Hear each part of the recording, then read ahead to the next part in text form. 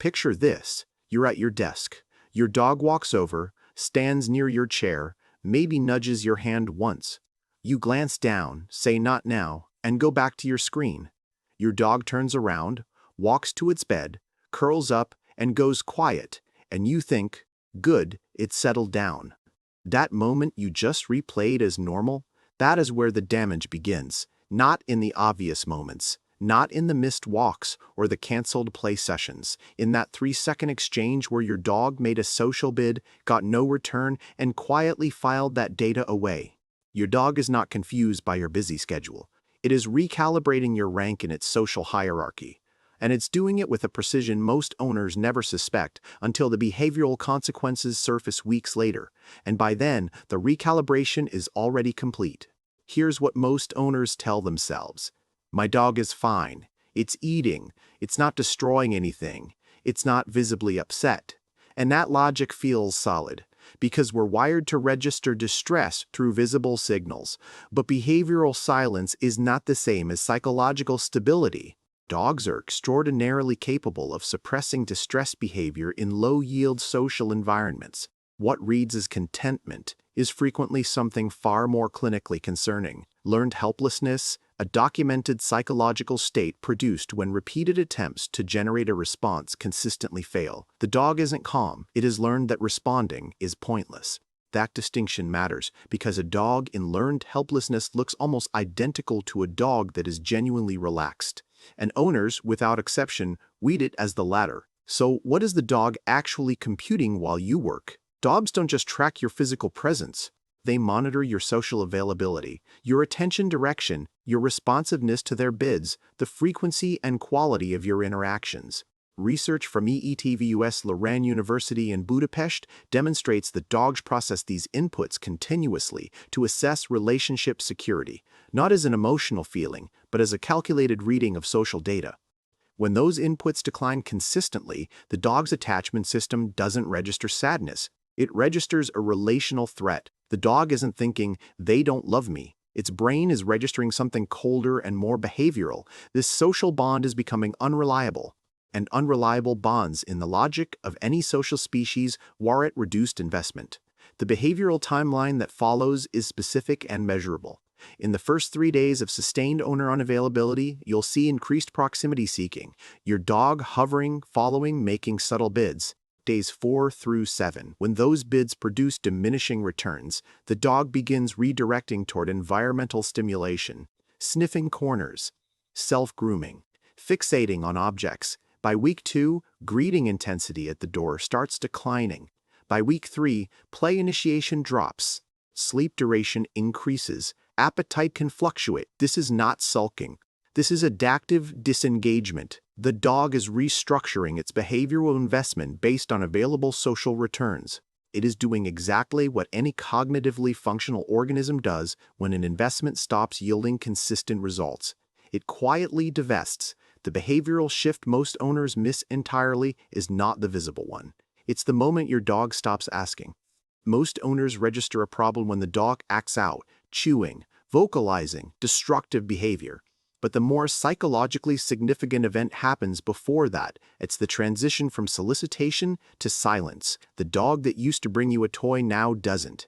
The dog that used to rest its chin on your knee now sleeps across the room. Martin Seligman's foundational research on learned helplessness, replicated extensively in canine behavioral models, shows that when repeated social bids produce no meaningful response, the brain suppresses future bid generation. The dog has not become more independent. It has concluded that engagement is not worth attempting. Compare that to an engaged dog, one that initiates play, seeks eye contact, orients toward you during your own activity, shows elastic emotional responses to environmental changes. The disengaging dog occupies itself without reference to you. It avoids eye contact. Its responses to previously exciting stimuli are blunted. That distinction between a dog that looks to you and a dog that is stopped is the difference between a maintained bond and one in measurable erosion. Nagasawa et al., published in Science in 2015, demonstrated that mutual gaze between dogs and owners produces oxytocin surges in both. When a dog stops seeking your eye contact, it is withdrawing from the primary neurochemical mechanism that sustains the bond itself. Here's the mechanism working against you without you knowing it.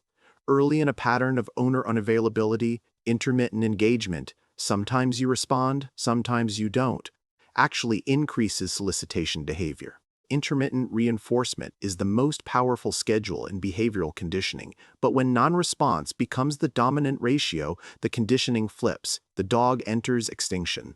It has been trained, not through punishment but through consistent non-reward, that social bids toward this human are behaviorally non-productive. You haven't done anything aggressive, you have simply become a non-reinforcing stimulus in your dog's social environment. And here's the misconception that needs direct correction. Owners believe their dog understands their intention. My dog knows I love them even when I'm busy. The science contradicts this completely. Dogs do not process intention, they process behavior patterns. They have no cognitive framework for my owner has a deadline. They have extensive neurological architecture for tracking behavioral availability frequency. Love that doesn't produce behavioral signals is, from your dog's neurological perspective, indistinguishable from indifference. The second misconception, the most common rationalization, is the quality over quantity framework. I make up for it with a long walk on Sunday. Behavioral science does not support this model for dogs.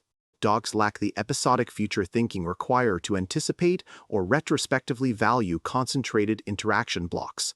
Their social processing is continuous and frequency dependent. A 4-hour Sunday session does not neurologically compensate for 5 days of low engagement. Consistency is the operative variable, not intensity. The physiological layer makes this impossible to dismiss. Dogs evolved as a species that uses their owners as an external emotional regulation system. They are neurologically under-equipped for self-regulation compared to solitary species. Research from the University of Veterinary Medicine, Vienna, shows that dogs in low owner interaction conditions carry elevated baseline cortisol, even in neutral, non-threatening environments. They are not stressed by a specific event. They are stressed by the chronic absence of the regulatory anchor. Sustained cortisol elevation in dogs produces suppressed dopaminergic reward-seeking, reduced oxytocin baseline, and documented effects on hippocampal neurogenesis, the brain region governing learning and memory formation. The dog sleeping quietly in the corner while you work isn't resting peacefully. It may be running a physiological stress profile that is invisible, cumulative, and compounding every day you interpret it as contentment. The intervention is not about finding more hours. It's about neurological legibility. 3 adjustments. First, signal interactions. Brief, consistent acknowledgments distributed across the day. 3 to 5 seconds of direct engagement every 45 to 60 minutes. Not a walk. Not a play session. Eye contact, a word, a hand on the dog's back. Enough to maintain social salience without restructuring your schedule. Second, predictable engagement windows. Fixed daily interaction blocks the dog can anticipate. Predictability is what regulates baseline anxiety in attachment-dependent animals. Third, presence calibration. Teaching the dog that your proximity during work is a stable, non-interactive state, not neglect. That distinction, communicated through consistent environmental cues, prevents the ambiguity that chronic cortisol elevation feeds on. Here's the reframe that changes how you read everything you just heard. Your dog is not waiting for you to have more time. It is continuously recalibrating whether you are worth waiting for. That is not disloyalty. It is precise behavioral logic. Every social species invests where returns are consistent. Your dog's gradual withdrawal isn't a failure of love. It's an accurate reading of the data you have been providing. The question was never whether you love your dog. The question is whether your behavior produces a signal the dog's brain can register as evidence of that. Before the next video, think back. When did your dog last come to you and ask for something, and what did you do in that moment? Drop it in the comments. The pattern in those answers is more revealing than most people expect. Next, the stress signals your dog is showing while you're home, and why you've been reading them as something else entirely.